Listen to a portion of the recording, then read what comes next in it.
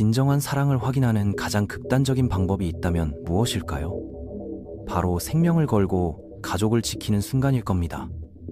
오늘 들려드릴 이야기는 한 평범한 가족이 맞닥뜨린 끔찍한 시련과 그들이 마지막 순간까지 보여준 용기에 관한 것입니다. 2025년 6월, 아칸소주의 조용한 동네에서 벌어진 참혹한 사건 속으로 함께 들어가 보겠습니다. 이곳은 아이들이 자전거를 타고 놀며 이웃들이 서로 손을 흔들어 인사하던 평화로운 교외 지역이었죠. 2018년부터 이 동네에서 살아왔다는 한 주민의 말이 온몸에 소름을 돋게 합니다. 정말 믿을 수 없었어요. 이런 평화로운 곳에서 어떻게 이런 일이 일어날 수 있는지 도저히 이해가 안 갔습니다. 그런데 더욱 충격적인 것은 경찰이 지목한 용의자였죠. 바로 가족 중 한 명이었다는 사실이 온 동네를 경악하게 만들었습니다. 누구도 상상조차 할 수 없었던 끔찍한 진실이 서서히 드러나기 시작했어요. 아이들이 인도에서 분필로 그림을 그리고 스쿠터를 타며 놀던 그 평범한 일상이 하루아침에 악몽으로 바뀌었습니다. 딸과 함께 이곳에서 살고 있다는 한 아버지는 깊은 안타까움을 표현했습니다. 우리 딸이 그 아이들과 함께 놀았어요. 그런데 지금은 그 아이들이 혼자만 놀고 있어요. 무슨 일이 일어났는지조차 모르는 채로요. 어떻게 이런 일이 일어날 수 있을까요? 사건이 발생하기 불과 12시간 전까지만 해도 세일링 카운티의 이 작은 동네는 아버지의 날 주말을 준비하는 평범한 미국 교외 지역과 다를 바 없어 보였습니다. 제닝스 가족이 살던 벤자민 그로브 구역은 평화롭기만 했죠.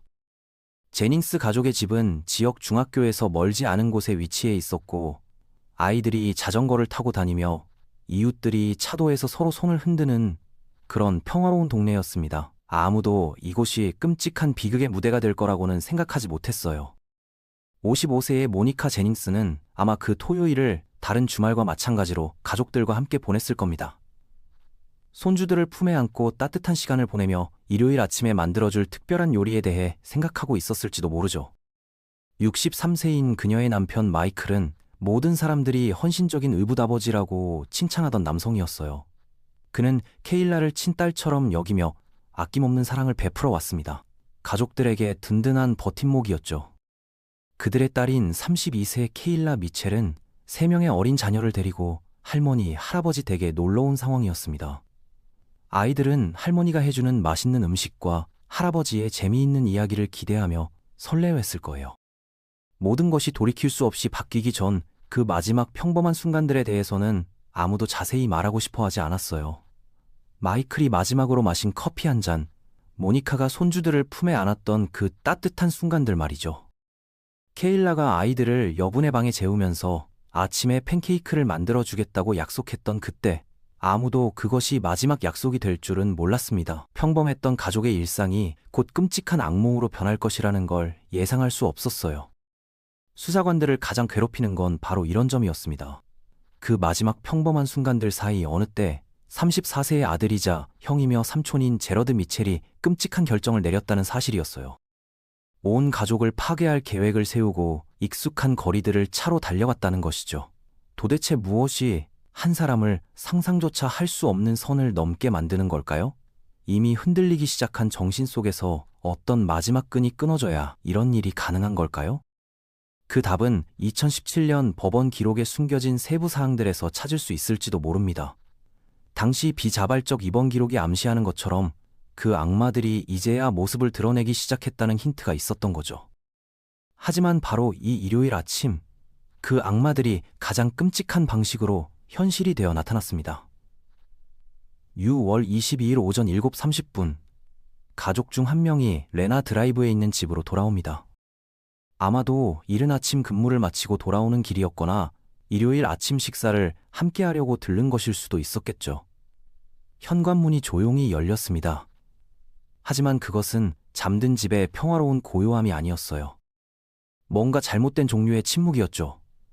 뇌가 상황을 파악하기도 전에 본능적으로 배가 뒤틀리게 만드는 그런 종류의 정적이었습니다. 제발요. 누군가 저희를 도와주세요. 911 신고 전화에는 발견 순간의 생생한 고통이 고스란히 담겨 있었습니다. 세구의 시신, 총상, 그리고 그 공포의 집 어딘가에 살아있는 3명의 아이들이 있었어요. 신체적으로는 무사했지만 영원히 그들을 괴롭힌 무언가를 목격한 채로 말이죠.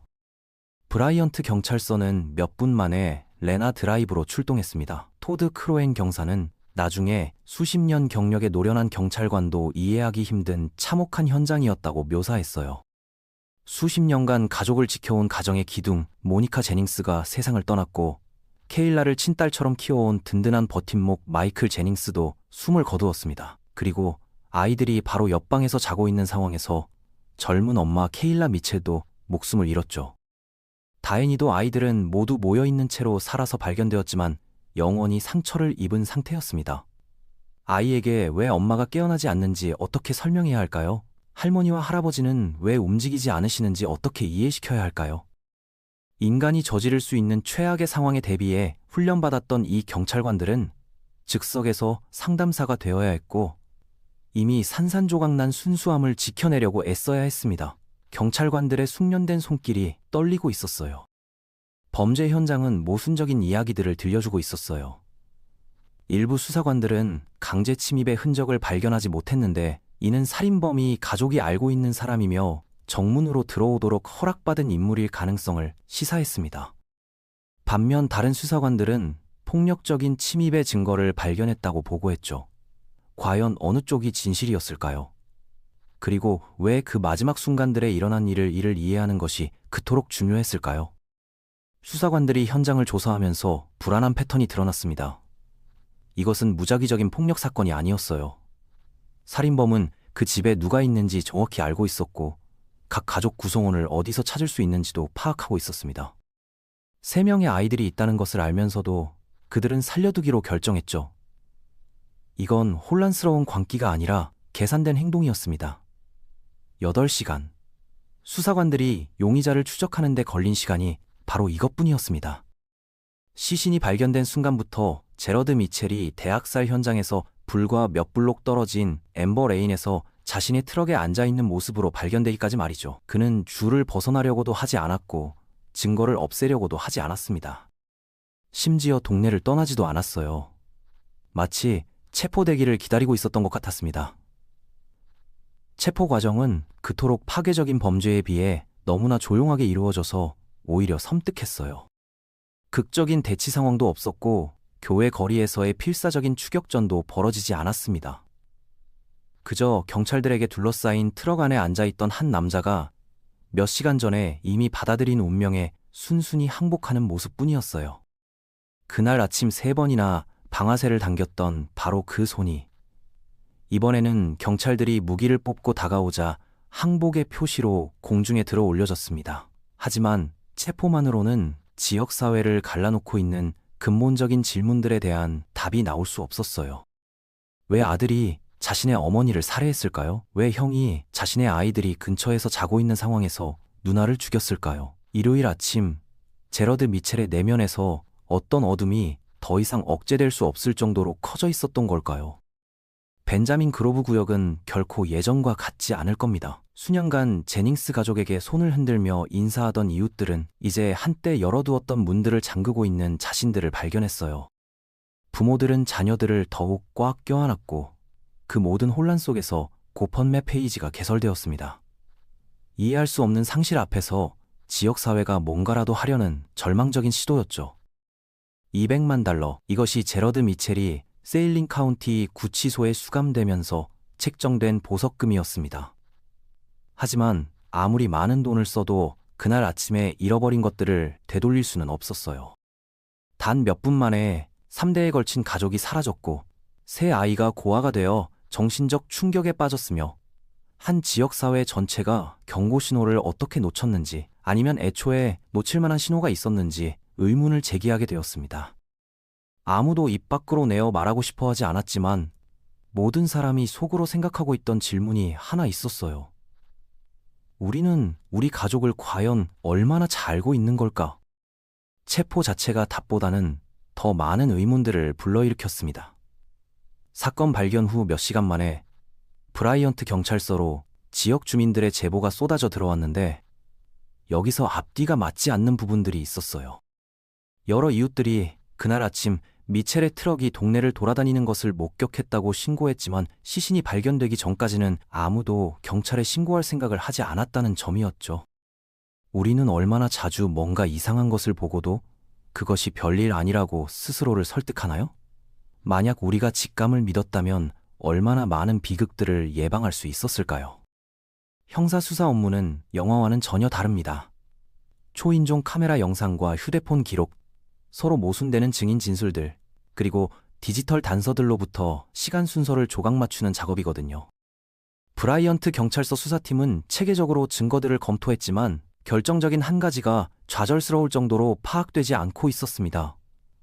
바로 동기였어요. 크로엔 경사는 기자들에게 무작위적인 행위였다는 증거는 없다고 신중하게 말했습니다. 그의 말투는 조심스럽고 절제되어 있었어요. 하지만 무작위가 아니었다면 그럼 대체 뭐였을까요? 분노인가, 복수인가, 정신적 붕괴인가요? 수사관들은 미첼이 2017년에 비자발적으로 정신병원에 입원했다는 사실을 알고 있었습니다. 그의 가족들이 그가 이름 붙일 수 없는 악마들과 싸우는 모습을 지켜봤던 그 잃어버린 날들 말이죠. 7년이 지난 후 똑같은 악마들이 이번에는 치명적인 결과를 가져오며 되돌아온 걸까요? 과학수사 증거들이 잔혹한 그림을 그려냈습니다. 한 집안에 3개의 별도 범죄 현장이 있었고 자신을 방어하거나 도망칠 기회조차 갖지 못한 채 목숨을 잃은 3명의 가족 구성원들이 있었어요. 검시관은 총격의 정확성을 기록했을 겁니다. 이건 무차별적이고 감정적인 폭력이 아니었어요. 체계적인 처형이었습니다. 하지만 무기 자체에 대한 세부 사항들은 증거 파일 속에 남아 있어요. 당국이 공개하지 않을 퍼즐의 또 다른 조각이죠. 우리가 확실히 아는 것은 이것입니다. 그 죽음의 집에서 살아서 발견된 3 아이들이 모든 것을 들었다는 사실이에요. 총소리, 비명소리, 그들의 세상이 끝나는 순간의 모든 소리를 말이죠. 제러드 미첼은 세일링 카운티 구치소 안에서 $200만 보석금과 함께 첫 법정 출두를 기다리고 있었습니다. 법원은 그의 자유가 그만큼의 가치가 있다고 판단했어요. 하지만 보석금 액수는 진짜 비용을 반영하지 못합니다. 3명의 생명이 끝났고 3 아이가 고아가 되었으며 대가족이 산산조각 났고 지역사회 전체가 영원히 상처를 입었거든요. 법적 절차는 기계적인 정밀함으로 진행되었습니다. 몇 시간 만에 1급 살인죄 3건이 기소되었어요. 검찰청은 지역사회가 신속한 정의를 원한다는 것을 감지했는지 빠르게 움직였습니다. 하지만 정의와 답변은 같은 것이 아니에요. 혐의는 분명했지만 이유는 여전히 짜증날 정도로 불분명했습니다. 이 사건의 여파는 이미 지역 전체를 영원히 바꿔놓았어요. 한때 평화와 가족 나들이를 상징했던 이 동네가 이제는 폭력과 상실을 떠올리게 만듭니다. 한때 아무 걱정 없이 그곳에서 살았던 가족들은 이제 어떤 곳이 정말로 안전한지 의문을 품고 있어요. 하지만 이 비극에서 가장 중요한 교훈은 인간의 악한 능력에 대한 것이 아닐 겁니다. 모니카와 마이클, 케일라의 사랑하는 능력에 대한 이야기예요. 마지막 순간들에서 상상할 수 없는 공포 앞에서도 그들은 서로와 아이들을 보호하기로 선택했습니다. 그 선택이야말로 우리가 이 이야기를 어떻게 기억해야 하는지를 결정짓는 요소이며 인간의 폭력보다 더 중요한 의미를 갖는 거죠. 3명의 어린 생존자들이 언젠가 할머니, 할아버지, 그리고 엄마의 사랑을 기억하며 치유될 수 있기를 바랄 뿐입니다.